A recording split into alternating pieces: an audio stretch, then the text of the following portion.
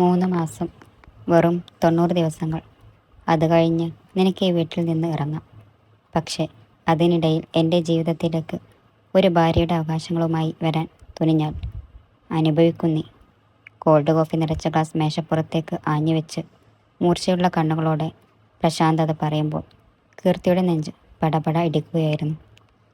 കേവലം 22 വയസ്സ് മാത്രം പ്രായമുള്ള ഒരു സാധാരണ നാട്ടിൻപുറത്തുകാരി പെൺകുട്ടി. അവളുടെ കണ്ണുകളിൽ പ്രണയത്തിൻ്റെയോ സ്വപ്നങ്ങളുടെയോ വെളിച്ചമായിരുന്നില്ല. മറിച്ച് ആശുപത്രി കിടക്കയിൽ മരണത്തോട് മല്ലിടുന്ന അച്ഛനെ രക്ഷിക്കാനുള്ള നെഞ്ചെടുപ്പ് മാത്രമായിരുന്നു.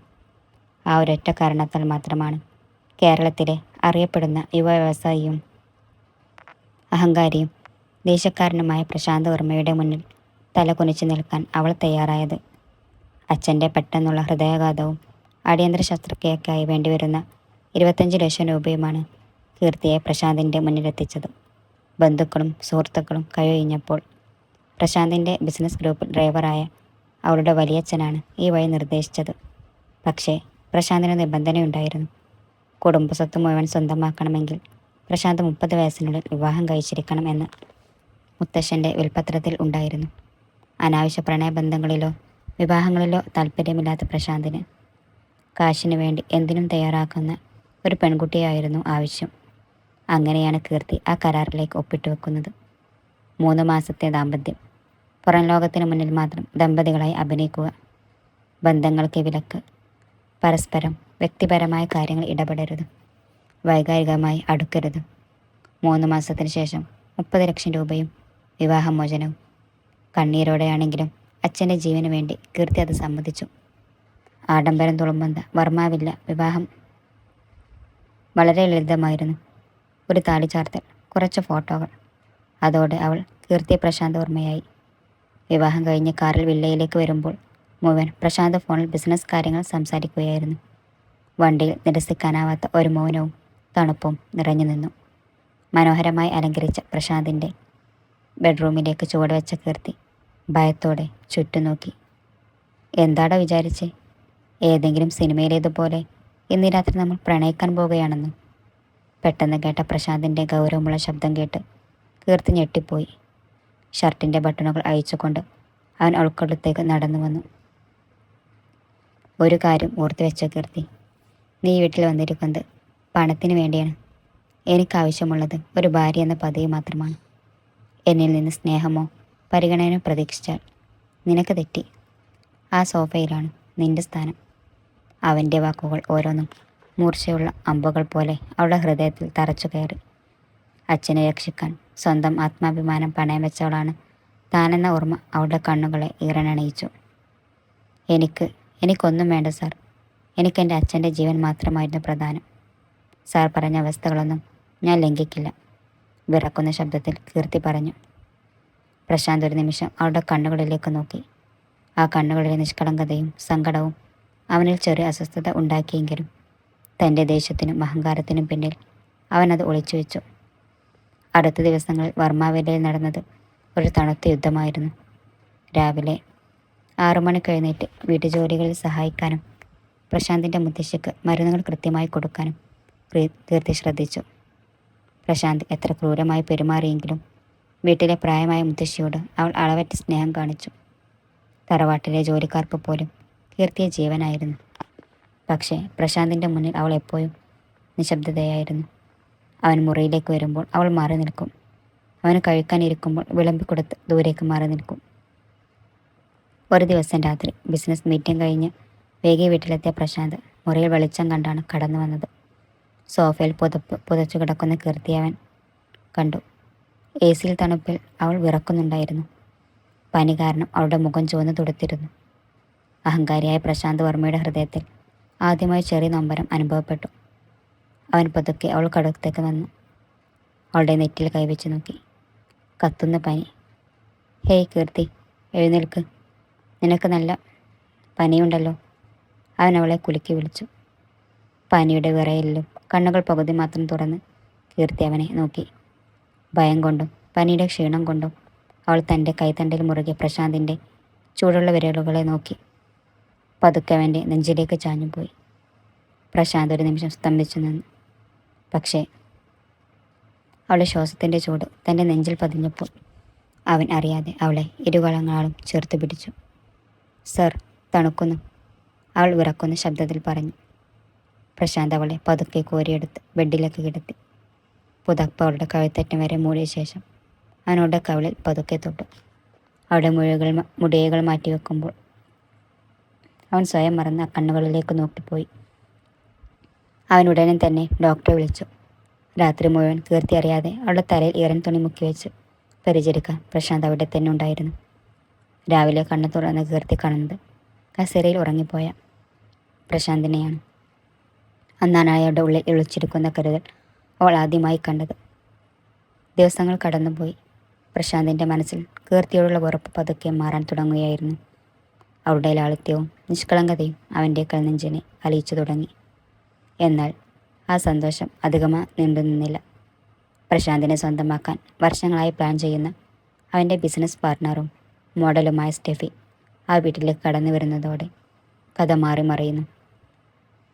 കീർത്തിയും പ്രശാന്തും തമ്മിലുള്ളത് വെറുമൊരു കരാർ വിവാഹം മാത്രമാണെന്ന സത്യം സ്റ്റെഫി കണ്ടെത്തുന്നു. വെറുമൊരു 3 മാസത്തെ എഗ്രിമെൻറ്റ്. ഈ 3 മാസം കഴിയുമ്പോൾ നീ വെറും തെരുവ് പിച്ചക്കാരിയായി ഇവിടെ നിന്ന് ഇറങ്ങേണ്ടവളാണ്. അതിനു മുന്നേ പ്രശാന്ത് വർമ്മയുടെ ഭാര്യയാണെന്ന ഭാവം അങ്ങ് മാറ്റി വെച്ചേക്ക്. പ്രശാന്ത് ഓഫീസിലേക്ക് പോയ സമയം നോക്കി സ്റ്റെഫി വർമ്മ വില്ലയിലേക്ക് ഇരച്ചു കയറി വന്നു. സ്റ്റെഫിയുടെ കയ്യിലുണ്ടായിരുന്നത് പ്രശാന്തും കീർത്തിയും ഒപ്പിട്ട ആ 3 മാസത്തെ രഹസ്യ കരാറിൻ്റെ കോപ്പിയായിരുന്നു. പ്രശാന്തിൻ്റെ ഓഫീസിലെ ഫയലുകൾക്കിടയിൽ നിന്ന് എങ്ങനെയാണ് സ്റ്റെഫി അത് ഒപ്പിച്ചതെന്ന് കീർത്തിക്ക് അറിയില്ലായിരുന്നു. പക്ഷേ ആ നിമിഷം കീർത്തിയുടെ കാലിനടിയിലെ മണ്ണ് ഒലിച്ചുപോയി. നീ വിചാരിച്ചോ പ്രശാന്ത് നിന്നെ സ്നേഹിക്കുന്നുണ്ടെന്ന്? അവൻ്റെ പണവും ആഡംബരവും കണ്ടിട്ടല്ലേ നീ ആ രോഗിയായ അച്ഛൻ്റെ പേരും പറഞ്ഞ് ഇവിടെ തങ്ങി നിൽക്കുന്നത്? അധികം വൈകാതെ ഞാൻ നിന്നെ ഈ വീട്ടിൽ നിന്നും ഇറക്കിവിടും. സ്റ്റെഫിയുടെ വാക്കുകൾ വിഷം നിറഞ്ഞിരുന്നു. കീർത്തി ഒന്നും മിണ്ടിയില്ല. സ്റ്റെഫി പറഞ്ഞത് സത്യമല്ലേ? താൻ പണത്തിന് വേണ്ടിയല്ലേ ആ കരാറിൽ ഒപ്പിട്ടത്? പക്ഷേ കഴിഞ്ഞ കുറച്ച് ദിവസങ്ങളായി പ്രശാന്തിൽ നിന്ന് കിട്ടിയ കരുതലും കുഞ്ഞു കുഞ്ഞു പരിഗണനകളും തൻ്റെ മനസ്സിൽ ഒരു പ്രതീക്ഷ ഉണ്ടായിരുന്നില്ലേ? ആ പ്രതീക്ഷ വെറുമൊരു തെറ്റിദ്ധാരണയായിരുന്നു എന്നോർത്തവൾ വെങ്ങിപ്പൊട്ടി. അന്ന് വൈകുന്നേരം സ്റ്റെഫി മുത്തശ്ശിയുടെ അടുത്ത് വിശന്റിച്ച ശേഷം പ്രശാന്ത് വീട്ടിലെത്തിയപ്പോൾ പ്രശ്നം വഷളാക്കി. പ്രശാന്ത്, നിൻ്റെ ഈ നാടകം ഞാൻ കണ്ടുപിടിച്ചു. ഈ പെണ്ണുമായി നീ ഒപ്പിട്ട കോൺട്രാക്ട് ഫയൽ ഇതാ എൻ്റെ കയ്യിലുണ്ട്. സ്റ്റെഫി വിളിച്ചു കൂവി. പ്രശാന്ത് അലറി. സ്റ്റെഫി, നിനക്കാരാ എൻ്റെ വ്യക്തിപരമായ കാര്യങ്ങൾ ഇടപെടാൻ അനുവാദം തന്നത്? ഇത് എൻ്റെ വീടാണ്, എൻ്റെ തീരുമാനങ്ങളാണ്. എന്നാൽ സ്റ്റെഫി തിരിച്ചു ചോദിച്ചു, ഇവൾ പണത്തിന് വേണ്ടിയല്ലേ നിൻ്റെ കൂടെ കഴിയുന്നത്? ഇവൾക്ക് നിന്നോട് എന്തെങ്കിലും സ്നേഹമുണ്ടോ? ആ ചോദ്യം പ്രശാന്തിൻ്റെ നെഞ്ചിൽ മുള്ളുപോലെ തറച്ചു. കീർത്തിയുടെ കണ്ണീരണിഞ്ഞ മൗനം അവനിൽ തെറ്റിദ്ധാരണയുണ്ടാക്കി. മതി, നിർത്ത്. കീർത്തിക്ക് അപ്പോഴാണോ കരാർ കാലാവധി കഴിയുന്നത്? അപ്പോൾ അവൾ പോയിക്കോളും. ഇറങ്ങിപ്പോ എൻ്റെ വീട്ടിൽ നിന്ന്, പ്രശാന്ത് പറഞ്ഞു. എന്നാൽ അതോടെ അവർക്കിടയിൽ വലിയൊരു മൗനരാഗം രൂപപ്പെട്ടു. കരാർ കാലാവധി അവസാനിക്കാൻ വെറും 5 ദിവസങ്ങൾ മാത്രം ബാക്കി നിൽക്കെ കമ്പനിയുടെ പുതിയ പ്രൊജക്ട് ലോഞ്ച് പാർട്ടിക്കായി കീർത്തി കടും ചുവപ്പ് നിറമുള്ള സാരിയെടുത്ത് കണ്ണാടിയുടെ മുന്നിൽ നിൽക്കുകയായിരുന്നു. സാരിയുടെ ബ്ലൗസിൻ്റെ പുറകിലെ വള്ളിയിടാൻ അവൾ കഷ്ടപ്പെടുന്നത് വാതിലിൽ ചാരി നിന്ന് പ്രശാന്ത് നോക്കിക്കണ്ടു. അവൻ പതുക്കെ അവളുടെ അടുത്തേക്ക് നടന്നു വന്നു. കണ്ണാടിയിലൂടെ അവൻ്റെ രൂപം കണ്ട കീർത്തിയുടെ വിരലുകൾ നിശ്ചലമായി. പ്രശാന്ത് പതുക്കെ അവളുടെ പുറകിൽ വന്നു അവളുടെ കൈകളിൽ നിന്ന് ആ വള്ളികൾ വാങ്ങി. അവൻ പതുക്കെ അത് കൂട്ടിക്കെട്ടുമ്പോൾ അവൻ്റെ വിരലുകൾ അവിടെ നഗ്നമായ മുതുകിൽ തൊട്ടുരുമി. കീർത്തി ഒരു കുളിരോടെ കണ്ണുകൾ അടച്ചു. പാർട്ടിയിൽ വെച്ച് സ്റ്റെഫി വീണ്ടും കീർത്തിയെ അഭിമാനിക്കാൻ റിസോർട്ടിൽ വിജനമായ നീന്തൽക്കുളത്തിനടുത്തേക്ക് വിളിച്ചു കൊണ്ടുപോയി. നോക്ക് കീർത്തി, ആ കാണുന്ന പ്രശാന്ത് വർമ്മ എൻ്റെ മാത്രമാണ്. ഈ 5 ദിവസം കൂടെ കഴിഞ്ഞാൽ നീ അവൻ്റെ ജീവിതത്തിൽ നിന്ന് കഴുകിക്കളഞ്ഞ അഴുക്കുപോലെ പുറത്താകും. സ്റ്റെഫി ആക്രോശിച്ചു. എനിക്ക് പ്രശാന്ത് സാറിൻ്റെ പണമോ പദവിയോ വേണ്ട സ്റ്റെഫി. എനിക്ക് ഓരോരോ ആഗ്രഹം മാത്രമേ ഉണ്ടായിരുന്നുള്ളൂ. കീർത്തിയുടെ കണ്ണുകൾ നിറഞ്ഞു തുളുമ്പി. എന്താഗ്രഹം ഡി? എനിക്ക് അദ്ദേഹത്തെ ജീവനായി ഇഷ്ടമാണ്. ആ പണം വാങ്ങി എൻ്റെ അച്ഛനെ രക്ഷിച്ച നിമിഷം മുതൽ എൻ്റെ ജീവനും ആത്മാവും അദ്ദേഹത്തിൻ്റേതാണ്. പക്ഷേ ഈ എഗ്രിമെൻ്റ് കാരണം എനിക്കത് പറയാൻ പറ്റില്ല. 5 ദിവസം കഴിഞ്ഞാൽ ഞാൻ ഇറങ്ങിപ്പോകും. കീർത്തി കരഞ്ഞുകൊണ്ട് തിരിഞ്ഞു നടക്കാൻ തുനിഞ്ഞതും അവിടെ തങ്ങി നിന്ന് പ്രശാന്ത് അത് കേട്ട് സ്തംഭിച്ചു പോയി. താൻ ഇത്രയും നാൾ പണത്തിന് വേണ്ടി മാത്രം കൂടെ കഴിയുന്നവളെന്ന് കരുതിയ കീർത്തി തന്നെ ജീവനായി സ്നേഹിക്കുന്നു എന്ന സത്യം പ്രശാന്ത് തിരിച്ചറിഞ്ഞ നിമിഷമായിരുന്നു അത്. എന്നാൽ കീർത്തി തിരിഞ്ഞു നടക്കുന്നതിനിടയിൽ ദേഷ്യം മൂത്ത സ്റ്റെഫി അവൾ അറിയാതെ കാൽ വെച്ച് തട്ടാൻ ശ്രമിച്ചു. അപ്രതീക്ഷിതമായി കാലിടറിയ കീർത്തി റിസോർട്ടിൻ്റെ ആഴമേറിയ നീന്തൽക്കുളത്തിലേക്ക് വീണു. പ്രശാന്ത് സാർ.